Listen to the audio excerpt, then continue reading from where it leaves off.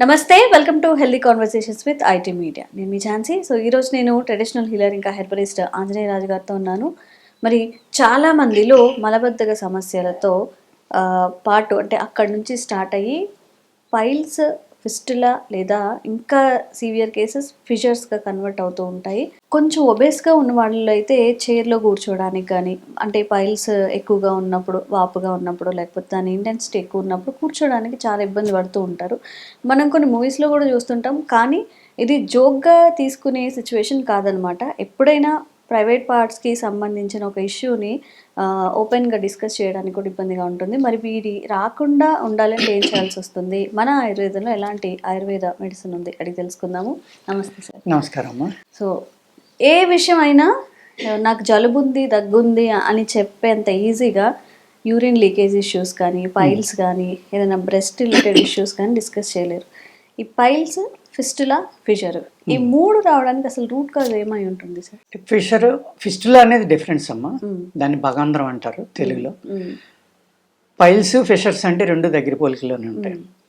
ఈ రావడానికి కారణం ఏంటంటే బ్యాక్టీరియా అమ్మ, మెయిన్ బ్యాక్టీరియా. తర్వాత మన ఫుడ్ హ్యాబిట్స్. మీరు చెప్పినట్టుగా ప్రశ్నలో మీరు ఏదైతే మాట్లాడుతున్నారో కాన్స్టిపేషన్, దానివల్ల కూడా రావడానికి అవకాశం ఉంటుంది. కాన్స్టిపేషన్ ఉండటం వల్ల మూలశంక అంటాం కదమ్మా మనం, ఆర్సె మొలలు అంటాం మనం ఇక్కడ. ఈ ఆర్సె మొలలు రావచ్చు, ఫిషర్స్ రావచ్చు, గ్యాస్ట్రిక్ ప్రాబ్లం వస్తుంది. ఆ గ్యాస్ట్రిక్ ప్రాబ్లం ముదిరిపోతే చర్మవ్యాధులు కానీ, హార్ట్ అటాక్లు కానీ ఇలాంటివి కూడా రావచ్చు. గ్యాస్ట్రిక్ ప్రాబ్లం కూడా చాలా ప్రమాదం అమ్మ. దాన్ని పెద్దగా పట్టించుకోం మనం, కానీ దానివల్ల అనేక రకాల వ్యాధులు రావడానికి అవకాశం ఉంది. ఈ ఫిస్టులా, ఫిషర్స్ అనేది ఏంటంటే, ఫిస్టులాకి ఈ పైల్స్కి సంబంధం లేదమ్మా, అది డిఫరెంట్. ఫిస్టులా అనేది ఏంటంటే సాధారణంగా చెప్పేది, డాక్టర్లు చెప్పేది కానీ మనం గూగుల్లో కొట్టి చూడొచ్చు. అదేంటనేది తెలుసుకోవాలంటే అన్నీ మనకి ఇవాళ అన్నీ అందుబాటులోకి వచ్చినాయి. బై బర్తే ఒక డెడ్ నర్వ్ ఉంటుందని, ఆ నర్వ్ అలాగే అవసరం లేదు కాబట్టి బాడీ దాన్ని అలా ఉంచేస్తుందని. ఎప్పుడైతే దాన్ని బయటికి పంపేయాలనుకుంటుందో అప్పుడు ఈ పస్ అనేది స్టార్ట్ అయ్యి అది ఓపెన్ అయ్యి, అది యానస్ నుంచి, అంటే మనకి స్టూల్ వెళ్ళి హోల్ నుంచి ఒక 2-3 ఇంచెస్లో ఎక్కడో చోట ఉండొచ్చమ్మా. దాని డెప్త్ 1 ఇంచ్ ఉండొచ్చు, 2 ఇంచెస్ ఉండొచ్చు, 4 ఇంచెస్ ఉండొచ్చు. ఆపరేషన్ చేసినప్పుడు ఏం చేస్తారంటే అక్కడ దాకా తీసేస్తారు. దాన్ని తీసేయడం వల్ల శాశ్వత పరిష్కారం దొరుకుతుంది ఆపరేషన్లో. మెడిసిన్ ద్వారా కూడా చేయొచ్చమ్మా. కొన్ని రూట్లు ఉంటాయి.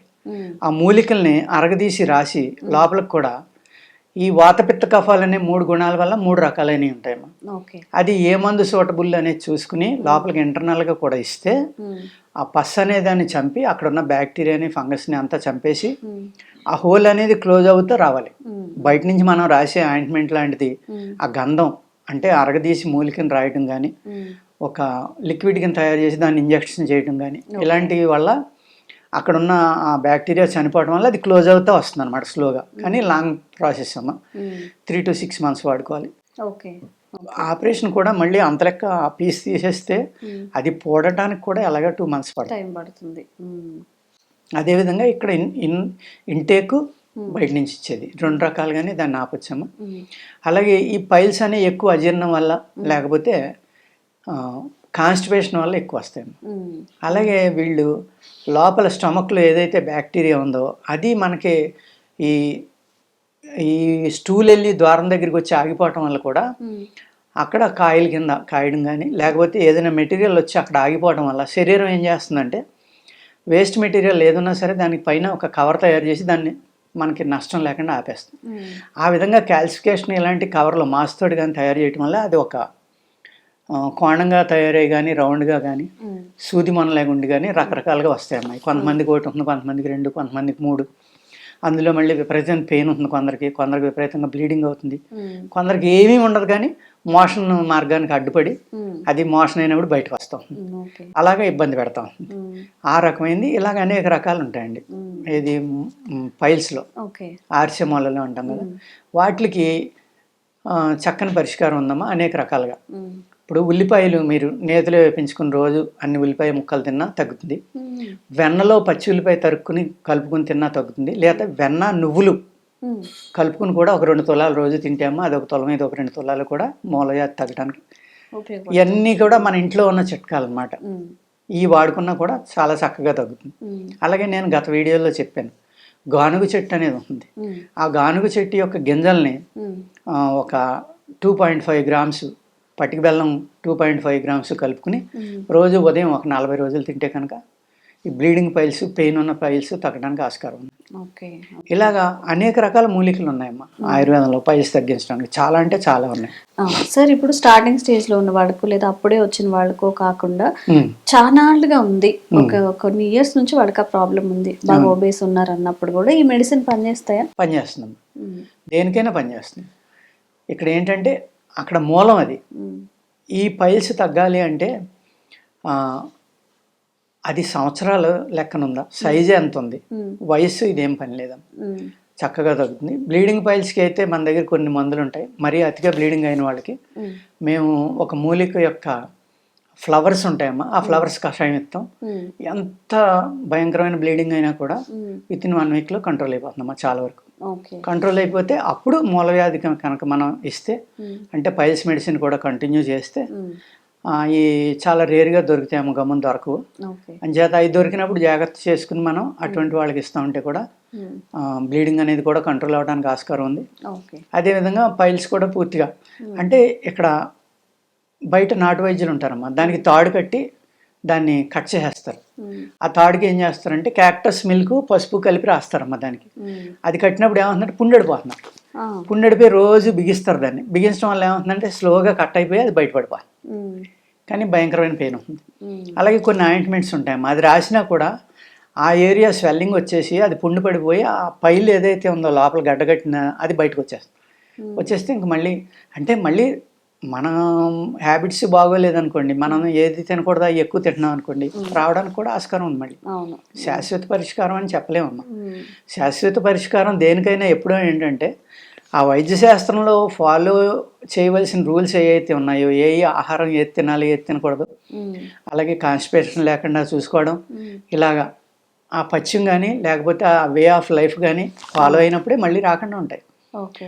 శాశ్వత పరిష్కారం అనే మాట చెప్పలేం మనం, చెప్పినా కూడా అది నమ్మక్కర్లేదు. ఉమ్, ఉమ్, ఎందుకంటే ఒక లివర్ ప్రాబ్లం ఉన్నాయని అన్నాడమ్మా, లిక్కర్ తాగుతాడు, ఉమ్, లివర్ బాగు చేసాం, పూర్తిగా తగ్గిపోయింది. ఉమ్, ఆయన మళ్ళీ లిక్కర్ తాగితే మనం ఏం చేస్తాం? ఉమ్, ఆయన లిక్కర్ తాగకుండా జాగ్రత్తగా లైట్ ఫుడ్ తిని లివర్ని కష్టపెట్టకుండా తేలిగ్గా అరిగే ఆహారం తీసుకుంటా తగిన నియమాలు పాటిస్తే ఉమ్, మళ్ళీ రాదు.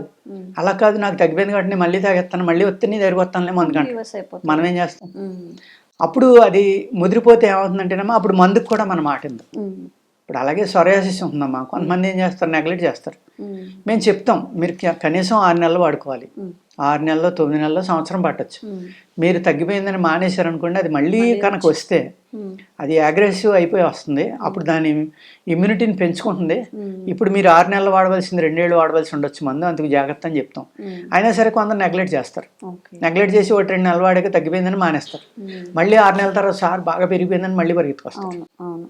ఉమ్, అలా ఉండకూడదు.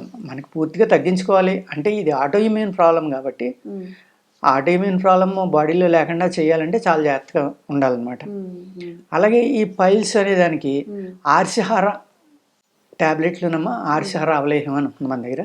శహర.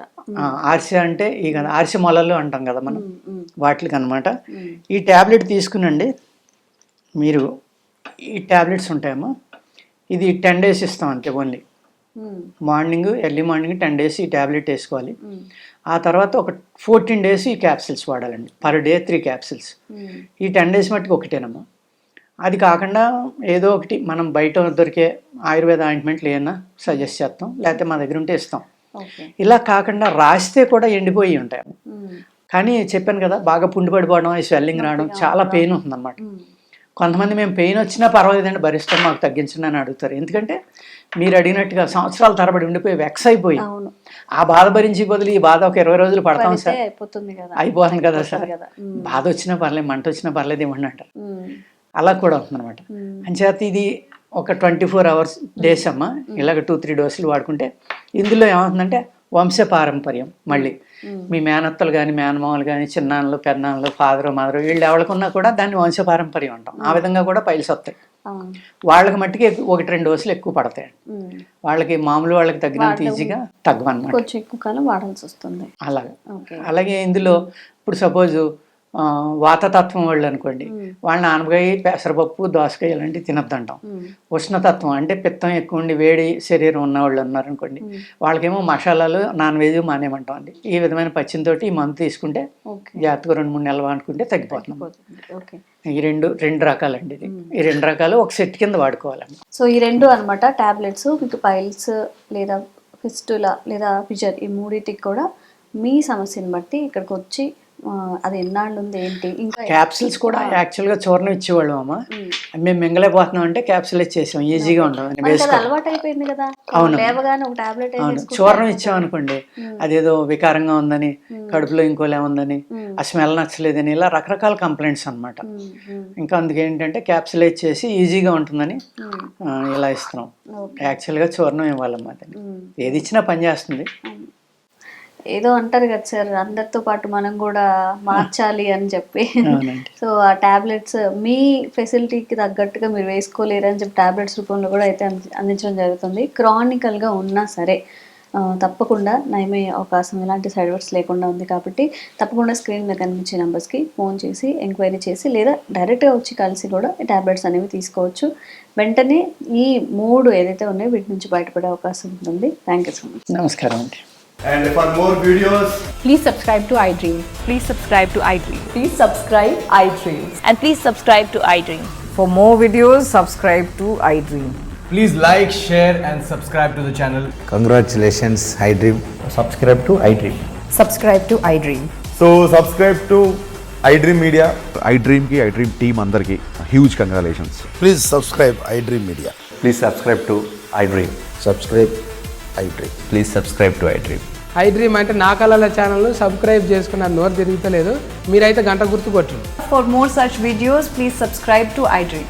Subscribe to iDream. Please subscribe to iDream. Please subscribe iDream Media. Please do subscribe to iDream. Please subscribe to iDream Media. For best entertainment and information, please subscribe iDream. And don't forget to subscribe to iDream.